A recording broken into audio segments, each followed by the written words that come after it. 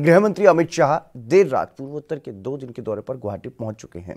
अमित शाह का स्वागत करने के लिए राज्य के मुख्यमंत्री सर्बानंद सोनोवाल खुद एयरपोर्ट पर मौजूद रहे और आज अमित शाह गुवाहाटी में कई कार्यक्रमों में शिरकत करेंगे और कई कार्यक्रमों की शुरुआत वहां पर की जाएगी। गृह मंत्री भले ही देर रात गुवाहाटी पहुंचे हों, लेकिन उस वक्त भी उनके स्वागत के लिए राज्य सरकार की तरफ से लोक कलाकारों का इंतजाम किया गया था। इस दौरान असम के वित्त मंत्री हेमंत विश्व शर्मा भी वहां पर मौजूद रहे और बता दें कि हेमंत शर्मा पूर्वोत्तर एनडीए के संयोजक भी हैं और हेमंत विश्व शर्मा ने यह बताया है कि अमित शाह आज महापुरुष श्रीमंत शंकर देव के जन्म स्थान के सौंदर्यीकरण के कार्यक्रम में वहां पर कार्यक्रम की शुरुआत करेंगे। इसके अलावा वो गुवाहाटी में मेडिकल कॉलेज की आधारशिला भी रखेंगे। अमित शाह असम में एनडीए के क्षेत्रीय दलों से भी मुलाकात करेंगे। गृह मंत्री Assam Gana Parishad, United peoples party liberal और गण शक्ति के नेताओं से मुलाकात करेंगे। अमित शाह इस दौरे में बीजेपी की विधानसभा चुनाव की तैयारियों पर भी मंथन करेंगे बीजेपी कार्यकर्ताओं के साथ। तो लगातार जिस तरीके से केंद्रीय गृह मंत्री अमित शाह और बीजेपी के वरिष्ठ नेता, पूर्व अध्यक्ष भी रह चुके हैं अमित शाह, वो अब पूर्वोत्तर में जो चुनाव होने, चाहे वो पश्चिम बंगाल में होने हो या फिर असम में होने हो या अलग अलग राज्यों में जहां भी चुनाव होने हैं, वहां पर अब चुनावी रणनीति बनाने में जुटे हुए हैं। और खासतौर पर अगर बात की जाए पश्चिम बंगाल और असम की, क्योंकि असम में भी पूर्ण बहुमत की सरकार नहीं है भारतीय जनता पार्टी की और पश्चिम बंगाल में इस बार पूर्ण बहुमत की सरकार बनाना चाहती है बीजेपी। तो ऐसे में तैयारियां जो हैं वो पुरजोर तरीके से की जा रही हैं और खुद कमान संभाली हुई है अमित शाह ने। अमित शाह लगातार अलग अलग राज्यों के दौरे पर पहुंच रहे हैं। हालांकि इसको लेकर के अब सवाल भी उठ रहे हैं भारतीय जनता पार्टी पर, क्योंकि संसद का जो शीतकालीन सत्र बुलाया जाना था वो स्थगित किया गया।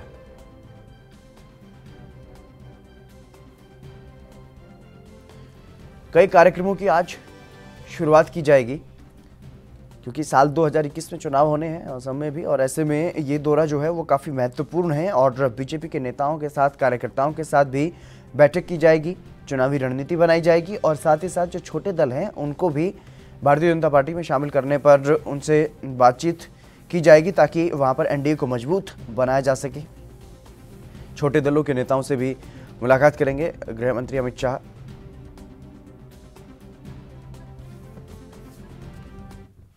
संदीप चौधरी राजनीतिक विश्लेषक हमारे साथ जुड़ गए हैं, उनसे चर्चा करेंगे। संदीप जी, आपका स्वागत है एनबी न्यूज पर। धन्यवाद आपका। संदीप जी, किस तरीके से देखा जाए इस दौरे को, कितना महत्वपूर्ण ये दौरा है जिस पर अब अमित शाह असम पहुंचे?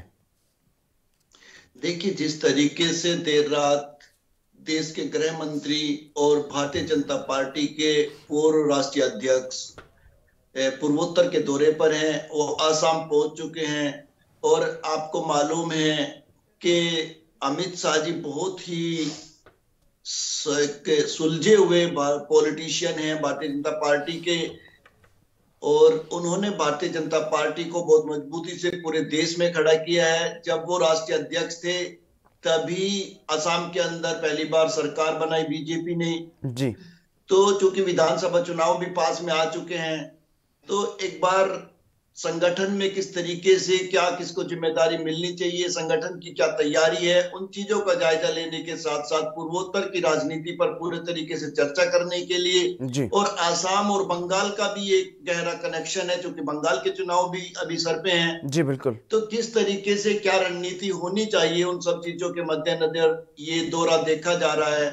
और जिस तरीके से वो दूसरे छोटे दलों से भी मिलेंगे, कई योजनाओं को वो स्टार्ट करेंगे असम के अंदर जी।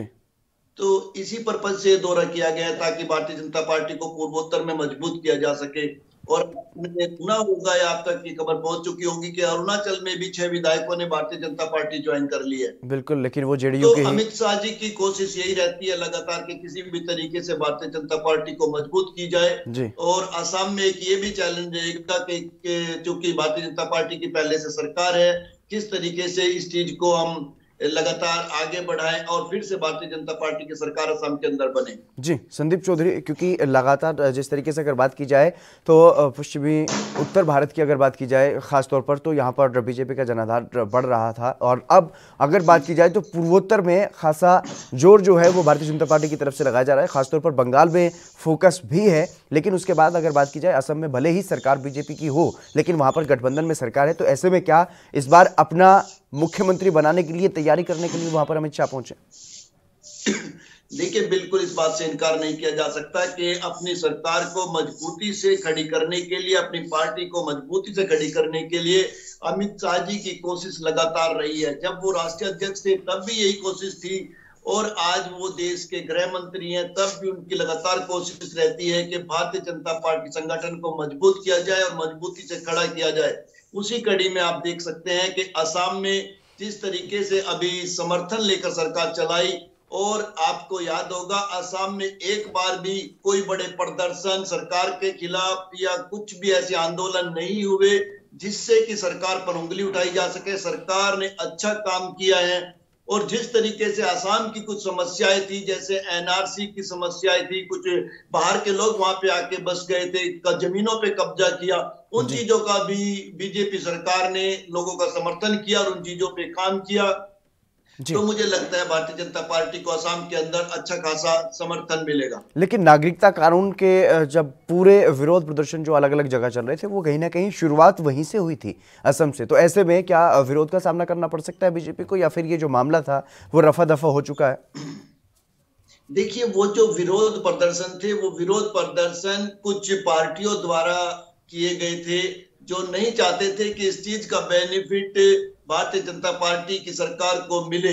भारतीय जनता पार्टी सरकार के एजेंडे में पहले से ये था, जब उन्होंने सरकार बनाई, वहां के लोगों से कमिटमेंट किया गया था कि जो बाहरी लोग यहाँ पे आए हैं, जिन्होंने तुम्हारी जो प्रॉपर्टी है उसको कब्जाया है, जो तुम्हारी प्राकृतिक संसाधन है उस पे बाहर के लोगों ने आके कब्जा किया है, हम इन चीजों पे कानून बनाएंगे, और जो ऐसे लोग जो बांग्लादेशी हैं या म्यांमार से आकर के यहाँ पे बस गए हैं जी, तो उन लोगों को हम वापस भेजने का काम करेंगे। जी बिल्कुल संदीप जी, जिस तरीके से लगातार अगर बात की जाए तो बीजेपी की तरफ से वहां पर अपना जनाधार कहीं ना कहीं बढ़ाने की पूरी कोशिश है, ताकि बीजेपी पूरे देश में पूरी मजबूती के साथ खड़ी हो सके। जी संदीप जी। हेलो जी संदीप जी, क्या आप मेरी आवाज सुन पा रहे हैं? अभी मुझे आपकी आवाज आ रही है, एक बार रिपीट करेंगे आप? जी संदीप जी, मैं ये जानने की कोशिश कर रहा था कि जिस तरीके से बीजेपी अपने संगठन को मजबूत करने की कोशिश कर रही है, तो उसी तरीके से अब पूर्वोत्तर पर पूरा फोकस बीजेपी का, ताकि वहां पर मजबूती के साथ अपनी सरकार को बनाया जा सके। जी बिल्कुल, भारतीय जनता पार्टी का पूरा फोकस है। जिस तरीके से जो सेंट्रल इंडिया है, उत्तर इंडिया है, आप देखेंगे चाहे उत्तराखंड हो, हिमाचल हो, उत्तर प्रदेश हो, हर जगह भारतीय जनता पार्टी ने अपनी सरकारें मजबूती से बनाई हुई हैं। आप हरियाणा की बात कर लीजिए, आप मध्य प्रदेश की बात कर लीजिए, तो इसी कड़ी में भारतीय जनता पार्टी अपना विस्तार करना चाहती है, पार्टी को नीचे साउथ तक और पूर्वोत्तर में मजबूती के साथ खड़ा करना चाहती है, और ये कोशिशें और ये भार अमित शाह हमेशा लेकर अपने कंधे पे चले, और आज भी वो उस चीज का निर्वह कर रहे हैं। जी बिल्कुल संदीप जी, बहुत बहुत शुक्रिया हमारे साथ जुड़ने के लिए और महत्वपूर्ण जानकारी देने के लिए। देश दुनिया की खबरों के लिए एएनबी न्यूज को सब्सक्राइब करें और बेल आइकन दबाएं।